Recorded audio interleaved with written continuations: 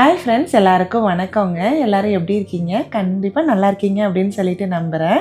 இன்றைக்கி என்ன பார்க்க போகிறோன்னு பார்த்தீங்கன்னா, ரொம்ப நாளாக இந்த கோயிலுக்கு போகலான்னு நினச்சிட்டே இருந்தேங்க.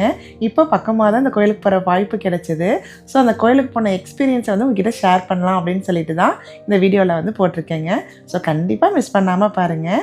இது என்ன கோயிலுன்னு பார்த்தீங்கன்னா 1008 சிவலிங்க கோயிலுங்க.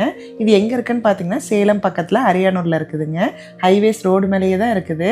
சேலம்லேருந்து பார்த்தீங்கன்னா கரெக்டாக ஒரு 16 to 17 மைல்ஸ் வருங்க. நமக்கு வந்து ஒரு அரை மணி நேரம் கார் டிரைவில் போனோம்னா அரை மணி நேரம் ஆகும். இது ரோடு மேலேயே இருக்குங்களா. ஸோ நீங்கள் ரோட்டில் போகும்போது நல்லாவே பார்க்கலாம். இது ஒரு மலையை தான் வந்து பார்த்திங்கன்னா அப்படியே ஃபுல்லாக கோயிலாகவே கன்வெர்ட் பண்ணியிருக்காங்க. 1007 சிவலிங்கம் இருக்குதுங்க. இந்த மாதிரி ஃபுல்லாக நம்ம வழி நடக்கிற நெடு ஃபுல்லாகவே வந்து 1007 சிவலிங்கம் இருக்குது. ஒரே ஒரு சிவலிங்கம் வந்து பெரிய கோயிலாக சிவன் டெம்பிளாகவே இருக்குதுங்க. நல்லா பெரிய சிவனாக தான் இருக்கும். பட் இந்த கோயில் வந்து யார் மேனேஜ் பண்ணுறாங்கன்னு பார்த்தீங்கன்னா விநாயகா மிஷன் காலேஜ்காரங்க தான் மேனேஜ் பண்ணுறாங்க. கோயில் வந்து ரொம்ப நல்லா இருந்ததுங்க. நாங்கள் ஒவ்வொரு டைமும் திருச்செங்கோட்டுக்கு தோட்டத்துக்கு போயிட்டுங்க சேலம் வரும்போது நம்ம அந்த கோயிலுக்கு ஒரு டைமாச்சும் போய் பார்க்கலாமா அப்படின்னு சொல்லி ரொம்ப ஆசையாக இருப்போங்க. ஏன்னா ஒரு டைமும் நம்ம போகும்போது அந்த ரோட்டு மேலேயே தான் போவோம். கோயில் வந்து பார்த்துட்டே தான் போவோம். பட் வந்து கோயிலுக்கு வரதுக்கான வாய்ப்பே இல்லைங்க. ஆனால் அது சொல்லுவாங்க, நம்ம என்ன தான் கோயிலுக்கு போகலான்னு ஆசைப்பட்டாலும் சாமி வந்து என்றைக்கு நமக்கு வழி கொடுக்குதோ அன்றைக்கி தான் நம்மளால் வந்து கோயிலுக்கு வர முடியும் அப்படின்னு சொல்லுவாங்க. அது உண்மைதாங்க. ஏன்னா கோயில் கட்டி கிட்டத்தட்ட 15 வருஷம் ஆகுதுங்க. எனக்கு வந்து இன்றைக்கி தான் வாய்ப்பு கிடைச்சது. அதுவும் இதில் என்ன சந்தோஷம்னு பார்த்தீங்கன்னா சிவராத்திரி அன்னைக்கே வந்து நம்ம கோயிலுக்கு வந்ததில் இன்னுமே சந்தோஷமாக தாங்க இருந்தது. இங்கே வந்து கோயிலுக்கு வந்து இதான் ஃபஸ்ட் டைம் போகிறேன். போனோன்னே பார்த்தீங்கன்னா ஃப்ரண்ட்டில் வந்து ஒரு பிள்ளையார் இருந்ததுங்க. பிள்ளையார் சாமி கும்பிட்டுங்க நம்ம அப்படியே உள்ளே நம்ம நடக்கிற வழி ஃபுல்லாகவே வந்து பார்த்திங்கன்னா சிவலிங்கமும் நந்தியும் தாங்க இருந்தது. ஒரு சிவலிங்கமே யூனிக்காக தாங்க இருந்தது. அதில் மேலே நம்ம ஏறும்போதே ஃபஸ்ட்டு வந்து பார்த்திங்கன்னா பெருமாள் கோயில் தாங்க இருக்குது. பெருமாள் கோயில் முடிச்சுட்டு அடுத்து நம்ம போகும்போது ராமர் கோயில் இருக்குதுங்க. இதுதான் ராமர் கோயில். அதுக்கப்புறம் இதுலேருந்து அடுத்தது போகும்போது பார்த்திங்கன்னா சிவன் கோயில் இருக்குங்க. சிவன் கோயிலுக்கு அப்புறம் ஹனுமான் டெம்பிள். இதுக்கும் மேலே அந்த மலையோட டாப்பில் வந்து என்ன கோயில் இருக்குதுன்னு பார்த்திங்கன்னா ராஜராஜேஸ்வரி கோயில் இருக்குங்க. அவங்க தான் வந்து மெயின் சாமிங்களாம்மா. அந்த ராஜராஜேஸ்வரி சாமியை பார்க்கவே ரொம்ப அழகாக இருந்ததுங்க.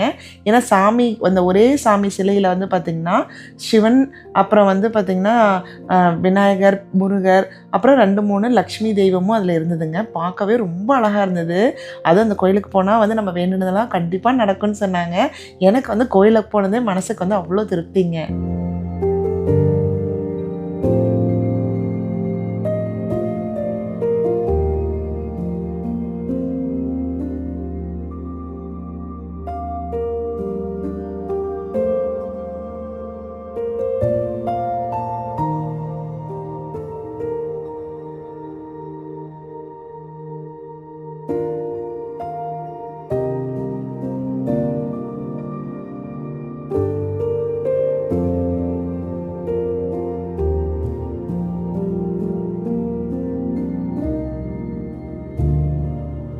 அதுக்கப்புறம் பார்த்திங்கன்னா முருகர் அறுபடை வீட்டு முருகர் சாமியுமே இருந்ததுங்க.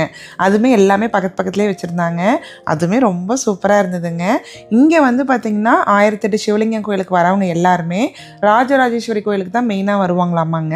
நாங்கள் வந்து பார்த்திங்கன்னா நாங்கள் கோயில் ஃபுல்லாகவே சுற்றி பார்க்கணும் அப்படின்னு சொல்லிட்டு நாங்கள் மலை அடிவாரத்துலேருந்தே மேலே வரைக்கும் ஏற ஆரம்பித்தோங்க.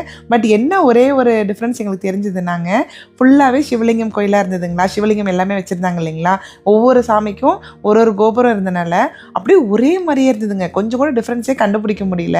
ஒரு குட்டி மேஸ் மாதிரி தான் இருந்தது. நாங்கள் சுற்றி வந்து என்னடா அதே இடத்துல இருக்கிறோமே அப்படிங்கிற மாதிரி தான் இருந்தது. ஏன்னா டைரக்ஷன்ஸ் போட்டிருந்தாங்கன்னா கொஞ்சம் ஈஸியாக இருந்திருக்கும். ஸோ அது மட்டும் எனக்கு கொஞ்சம் கஷ்டமாக இருந்ததுங்க. எனக்கு வந்து எல்லா லிங்கமே பார்க்கணுன்னு ரொம்ப ஆசையாக இருந்தது. ஸோ ஒரு லிங்கமே போய் பார்த்துட்டு வரும்போது நம்ம வந்த வழியிலே வரமா இல்லை புதுசாக வரமாங்கிறதே தெரியல. அது மட்டும்தான் கொஞ்சம் கஷ்டமாக இருந்தது. நிறைய பேர் என்ன சொன்னாங்கன்னு பார்த்தீங்கன்னா டைரெக்டாக ராஜராஜேஸ்வரி கோயிலுக்கு தான் வருவாங்களாமாங்க சாமி கும்பிட்றதுக்கு. ஸோ அவங்க என்ன பண்ணுறாங்கன்னா நம்ம கீழே வந்து மலை அடிவாரத்தில் கார் நிறுத்துறோம் இல்லைங்களா. கார் நிறுத்தும்போது விநாயகர் கோயில் இருக்குது இல்லைங்களா, அதுக்கு பின்னாடி டேரெக்டாகவே ஸ்டெப்ஸ் இருக்குதுங்க. அந்த ஸ்டெப்ஸில் நம்ம நேராக ஏறணும் அப்படின்னா ராஜராஜேஸ்வரி கோயிலுக்கிட்ட தான் போய் நிற்கிது போல் இருக்குதுங்க. ஸோ அந்த மாதிரி கோயிலுக்கு வந்து சாமி கும்பிட்டு போகிறவங்களும் இருக்காங்கன்னாங்க.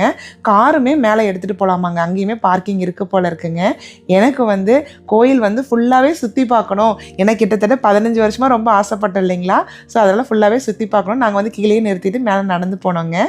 ஸோ உங்களுக்கு வந்து வாய்ப்பு கிடைச்சிது அப்படின்னா கண்டிப்பாக இந்த கோயிலுக்கு போயிட்டு வாங்க. ரொம்ப ரொம்ப நல்லா இருக்குதுங்க. இந்த vlog வந்து பார்த்திங்கன்னா இதோட எண்ட் ஆகுதுங்க. நெக்ஸ்ட்டு வந்து ஒரு சூப்பரான வீடியோவில் பார்க்கலாங்க. Bye friends.